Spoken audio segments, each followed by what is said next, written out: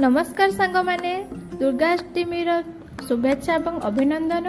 स्वामी आज कम आसला बेले मो एत बड़ा सरप्राइज आनीदे बोली मुझे भी भावी नी आ सरप्राइजटा देखिए मुझे बहुत खुशी से मुझे लेट नक पार्सलटा खोलबारे लगी पड़े।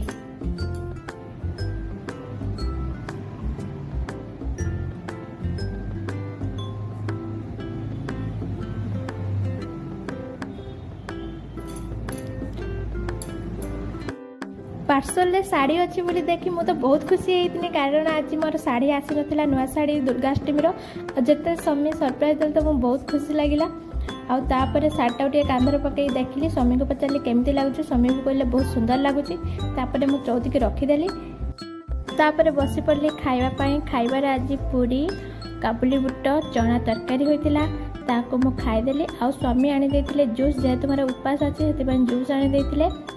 वीडियोटी भल लगे लाइक कमेंट सब्सक्राइब करने को जमा भी भूलिए।